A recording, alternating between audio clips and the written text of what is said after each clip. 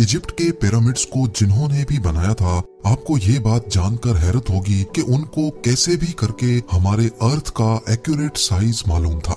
जी हाँ, आपने बिल्कुल सही सुना। ये कोई हवाई बात नहीं है, बल्कि पिरामिड की साइज को केयरफुली देखने और समझने पर मालूम पड़ता है कि इसको बनाने वाले 4500 साल या उससे भी पहले अर्थ के एक्यूरेट साइज से अच्छी तरह वाकिफ थे। नाजरीन, इजिप्ट के पिरामिड्स के बारे में हम जितना ज्यादा जानने की कोशिश करते हैं, उतना ही इसमें उलझते जाते हैं। इस बात में कोई शक नहीं है कि इजिप्ट बेशुमार मिस्ट्रीज से भरा हुआ है, जिनको आज तक इजिप्टोलॉजिस्ट जानने की कोशिश कर रहे हैं। इनमें सबसे बड़ी मिस्ट्री ये है कि पिरामिड्स कैसे बनाए गए थे और इनका असल मकसद क्या था। सालों की मेहनत और रिसर्च के बाद हमें ये बताया जाता है कि पिरामिड्स एंशिएंट इजिप्शियन फेरोज के टूम्स हुआ करते थे। ये फेरोज इजिप्शियंस के लिए एक किंग से बढ़कर खुदा का दर्जा रखते थे, जिनको पिरामिड्स में ही दफनाया जाता था। लेकिन असल में आज तक इजिप्टोलॉजिस्ट और आर्कियोलॉजिस्ट को पिरामिड्स में से किसी एक फेरो की ममी भी नहीं मिली, बल्कि कहीं भी किसी भी पिरामिड से आज तक कोई ममी मिलने का एविडेंस नहीं मिला है। हमारे पास जिस चीज का एविडेंस है वो ये है कि the great pyramid 23 lakh limestone के ब्लॉक्स की मदद से बनाया गया था। एक एक ब्लॉक करीब एक हाथी के वजन जितना भारी है। इसकी बेस तकरीबन 13 एकड़ पर फैली हुई है और इसकी हाइट 481 फीट तक।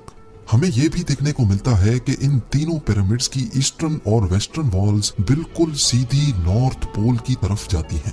इतने बड़े स्ट्रक्चर को हजारों साल पहले आजकल के मॉडर्न कंपास जितनी एक्यूरेसी से नॉर्थ पोल की डायरेक्शन में सीधा खड़ा किया गया था, जिसमें कोई दो राय नहीं है। ये वो सबूत है जो आज भी हमें देखने को मिलता है। सिर्फ इतना ही नहीं, बल्कि पिरामिड्स की बेस का लेवल 0.75 इंच जितना एक्यूरेट है। आप में से जो इंजीनियर हजरात हैं, उनको अच्छी तरह मालूम होगा कि 3 एकड़ जितने एरिया का इतना एक्यूरेट लेवल आजकल के मॉडर्न लेजर लेवलिंग सिस्टम के जरिए ही हासिल किया जा सकता है। हत्ता कि हमारे पास इस चीज का भी एविडेंस है कि पिरामिड की चारों साइड वॉल्स, जिनको 5 टन वजनी स्टोन ब्लॉक्स रखकर एक खास एंगल में खड़ा किया गया था, इन चारों की लंबाई एग्जैक्टली 230 मीटर्स है। अगर इन चारों में कोई डिफरेंस है तो वो 2 इंच से ज्यादा नहीं है। यानी ये वॉल्स एक दूसरे के मुकाबले में 99.98% एक्यूरेट हैं। बात अभी तक यहाँ खत्म नहीं हुई। जिन लोगों ने भी द ग्रेट पिरामिड बनाया था, उनको हजारों साल पहले भी अर्थ की साइज का अच्छी तरह इल्म था। जी हाँ, ये पॉइंट गौर से सुनिएगा। जैसा कि आपको मालूम है कि सर्दियों में दिन छोटे और रातें बड़ी हो जाती हैं। इसका बिल्कुल ही उलट गर्मियों में पाया जाता है, जिसमें रातें छोटी तो दिन बड़े हो जाते हैं। लेकिन साल में सिर्फ 2 दिन ऐसे होते हैं जिसमें रात और दिन दोनों एक जितने ही होते हैं। एक होता है 21 मार्च और दूसरा दिन होता है 22 सितंबर। इन दोनों दिनों में सूरज इक्वेटर के बिल्कुल सेंटर में होता है, जैसा कि आप इस फोटो में भी देख सकते हैं। बाय द वे, इस मोमेंट को, इस घड़ी को सोलर इक्विनॉक्स कहा जाता है। इसका मतलब ये हुआ कि इन 2 डेट्स में 12 घंटे का दिन और 12 घंटे की रात होती है। 12 घंटों को अगर सेकंड्स में कन्वर्ट किया जाए तो ये 43,200 सेकंड्स बनते हैं। अगर 43,200 को द ग्रेट पिरामिड की हाइट से मल्टीप्लाई किया जाए तो उसका जवाब आता है 6,333 किलोमीटर्स। ये उतनी ही लंबाई है जितनी अर्थ के पोलर रेडियस की है। अगर परसेंटेज में देखा जाए तो पिरामिड्स बनाने वालों की कैलकुलेशन 99.63% एक्यूरेट है। अब आप सोच रहे होंगे कि ये कोई कोइंसिडेंस है, कोई इत्तेफाक है, लेकिन पिरामिड की बेस का पेरीमीटर जो कि 0.921 किलोमीटर्स है, उसको अगर 43,200 से मल्टीप्लाई किया जाए तो जवाब आता है 39,804 किलोमीटर्स। आपको ये बात जानकर हैरत होगी कि ये सरकमफ्रेंस ऑफ अर्थ यानी अर्थ के पूरे एक गोल चक्कर के मुकाबले में 99.34% एक्यूरेट है। कोइंसिडेंस तो सिर्फ एक मर्तबा होता है, लेकिन 99% से भी ज्यादा एक्यूरेट रिजल्ट वो भी 2 मर्तबा आना हमें एक गहरी सोच में डाल देता है।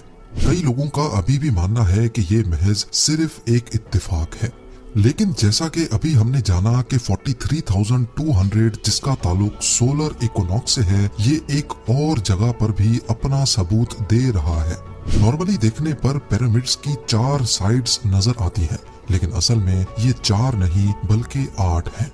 जी हाँ, ये 8 साइड्स सिर्फ सोलर इक्विनॉक्स वाले दिन ही ऊपर से देखने पर नजर आती हैं। ये डिस्कवरी पहली बार 1940 में एक ब्रिटिश एयरफोर्स पायलट ने की थी जब वो पिरामिड्स के ऊपर से गुजर रहा था। अब सवाल ये खड़ा होता है कि हजारों साल पहले पिरामिड्स बनाने वालों को अर्थ का पोलर रेडियस और इक्वेटर का सर्कमफ्रेंस मालूम पड़ा, तो आखिर कैसे?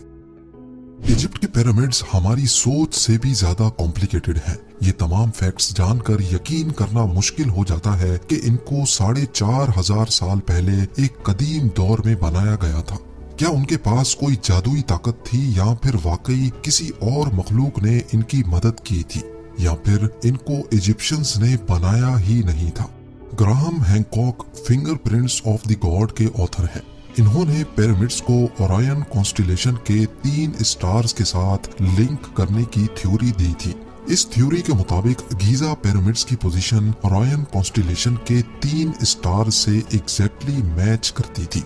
लेकिन मसला ये है कि ओरायन कॉन्स्टिलेशन के ये स्टार्स पिरामिड्स की पोजीशन से ना आज मैच करते हैं और ना ही 4,500 साल पहले एंशिएंट इजिप्शियंस के दौर में मैच किया करते थे, बल्कि ये 13,500 साल पहले एग्जैक्टली पिरामिड्स की पोजीशन से मैच करते थे। इस एस्ट्रोनॉमिकल एविडेंस से तो ये जाहिर होता है कि पिरामिड्स 11,400 BC में इन स्टार से मैच करके बनाए गए थे। लेकिन उस वक्त एंशिएंट इजिप्शियन सिविलाइजेशन के होने का कोई एविडेंस नहीं मिलता। अगर आपको लगता है कि ये एस्ट्रोनॉमिकल एविडेंस कमजोर है, तो फिर इस फिजिकल एविडेंस के बारे में क्या ख्याल है?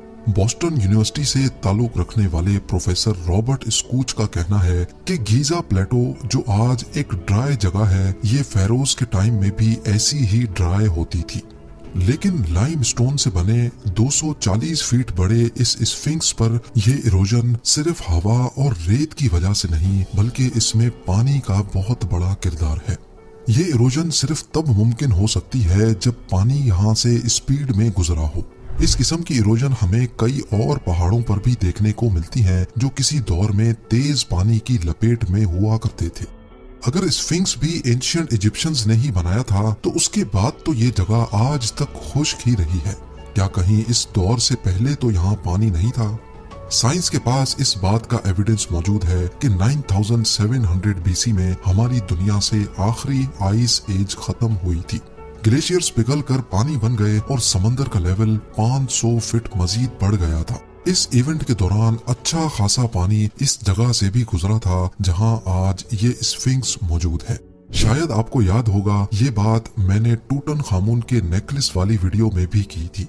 पिरामिड्स का अर्थ की साइज और इक्विनॉक्स के साथ कनेक्शन, इनका ट्रू नॉर्थ को फेस करना, लेजर लेवलिंग जितनी एक्यूरेसी से इसकी बेस का लेवल होना, यहाँ ममीज का ना मिलना और पिरामिड्स की वॉल का 99.98% एक्यूरेट होना, ये सब चीजें हमें इशारा देती हैं कि शायद इनको इजिप्शियंस ने नहीं बल्कि किसी ऐसी सिविलाइजेशन ने बनाया था जो पास्ट में काफी एडवांस्ड थी।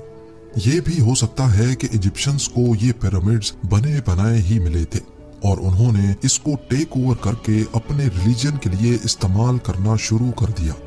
इजिप्ट में कई मकामात पर पाई जाने वाली हायरोग्लिफिक्स, जिसमें एंशिएंट इजिप्शियंस ने अपनी हिस्ट्री और रिलीजन के बारे में काफी मालूमात फराहम कर रखी हैं। अफसोस इस बात का है कि इन हायरोग्लिफिक्स में भी कहीं पिरामिड की कंस्ट्रक्शन के बारे में हमें कोई इंफॉर्मेशन नहीं बताई गई। अब इन सब में कितनी सच्चाई है, जैसे जैसे साइंस तरक्की करेगी वैसे वैसे एक ना एक दिन सच सामने आ ही जाएगा। उम्मीद है कि ये वीडियो भी आप लोग भरपूर लाइक और शेयर करेंगे। आप लोगों के प्यार भरे कमेंट्स का बेहद शुक्रिया। मिलते हैं अगली शानदार वीडियो में।